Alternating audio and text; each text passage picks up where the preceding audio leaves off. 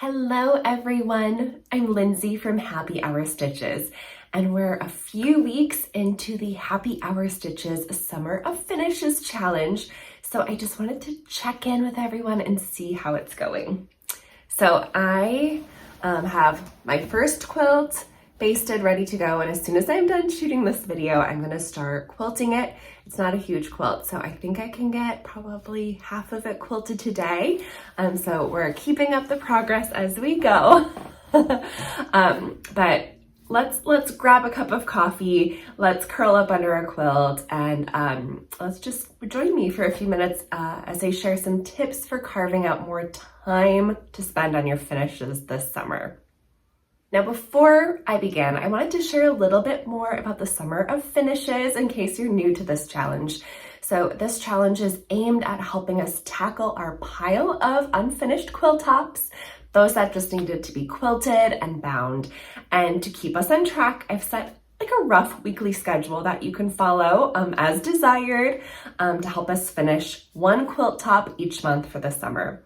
And so I'll be popping in with a video every few weeks with some helpful tips I have to share. I'm gonna be doing some tutorials, finishing tutorials along the way, and we'll be sharing lots on social media and in an exclusive newsletter that I have for this challenge. So if you're new, you can get all of the details about this challenge, including the schedule, some really helpful downloads, and more in the video description.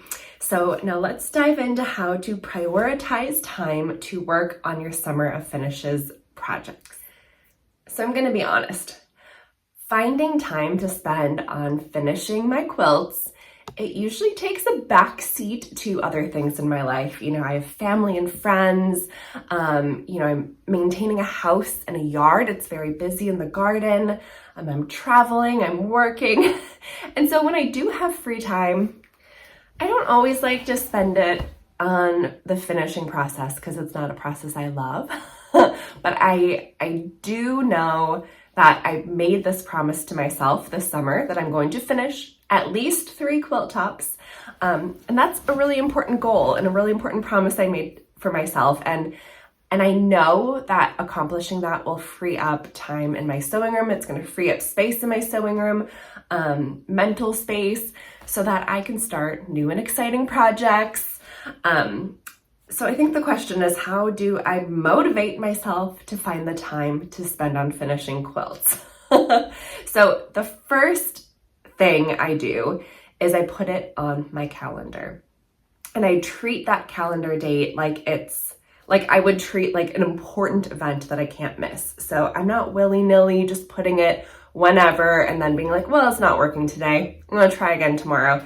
I set it and then I keep it as an important date.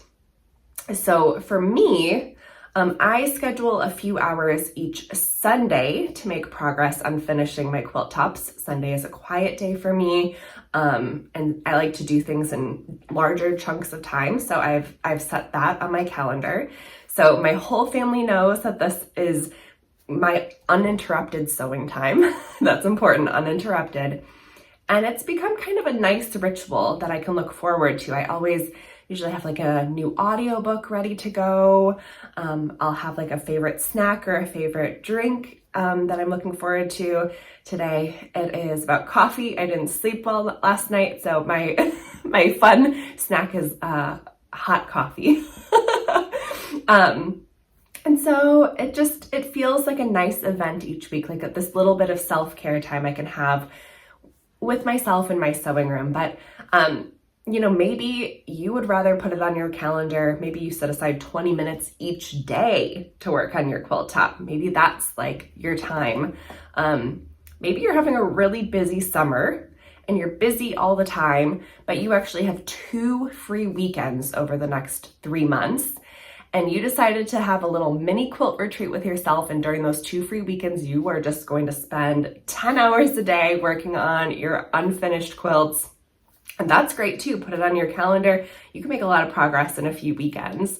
So you can just kind of put it on your calendar in a schedule that works for you.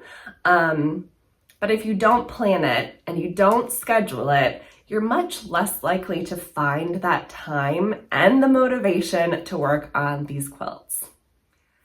So another way to find more time to finish your quilt tops this summer it's an obvious one. It's waking up a little bit earlier or going to bed a little later each day. So this works especially well if you're like go, go, go this summer and your schedule is just jam-packed and you don't have time to carve out on your day. So you sacrifice a little bit of sleep. And it doesn't have to be a lot of sleep. It can be just an extra 20 minutes. You set your alarm a little earlier, you stay up a little later. But that little bit of time every day can add up to real progress at the end of each week, and that's important. So I'm a morning person, so I'd rather set my alarm a little earlier, and I would wake up and I'd head straight to my sewing room as soon as I wake up and just spend that extra time in there. But it might be easier to schedule it later at night, maybe after the dishes are done, the dog is walked, the kids are in bed. So, figure out that time that works best, and just those little increments of time can really add up to big progress. Another way to find more time in your schedule for working on your quilt tops is to multitask when it's possible. So maybe you listen to an audiobook or you watch your favorite TV show as you quilt your project. Maybe you are basting your quilt top while you're on speakerphone with your friend or your mom, and you're just doing a little chatting while you're basting your quilt. Maybe you're binding your quilt while you're sitting at a ball game all day, or you're at the pool with the kids. So there's ways that you can pair hopefully fun things in your life with some of these more tedious quilting and finishing tasks. And doing that will just make the finishing process feel a little bit more fun. It'll make the time go a little faster. And the last little tip I have doesn't necessarily find you more time, but it does help you understand the time that a quilt top takes to finish a little bit better. So I actually did this a few years ago. I started timing the steps it took to finish a quilt. And it was actually mind-blowing. The results were a lot of times I put off finishing a quilt because in my head, it's going to take me hours. It's going to take me hours and hours, and I never have that time to set aside. And the process is so long, and it was easy for me to be like, well, I don't have that much time in my schedule, so oh well, it's not going to happen this week. But what I actually found was that these finishing steps take a lot less time than I thought. And, because I understood that, and because now I kind of have this sense of how long these steps take, it's much more easier. It's a lot easier for me to set aside the right amount of time. So for instance, basting a smaller throw quilt like this one takes me about 20 minutes. And if I have to piece together backing and batting, maybe 10 more minutes. I mean, let's be honest. So in my head, it was going to take hours. And it really was only like 20 minutes, half an hour for me to do that step. So it wasn't as bad as I thought. So having these timed steps, even though they can vary depending on the size of the quilt you're doing or the complexity of the quilting maybe you're doing, just having that idea allows you to, one, schedule it correctly, so knowing how much time you're going to have to spend on it. And it kind of gets you over the hurdle of thinking what a big task it is, and so you put it off. You can actually say, like, it's going to be just a task I don't want to do for a limited amount of time, and you can do this. So it helps mentally to kind of prepare to finish your quilts. So it's a little tip if you've never timed yourself doing it before. It really makes the process feel more achievable. So I am really excited to be doing this challenge with all of you. So grab your quilt tops. Let's get some finishing done.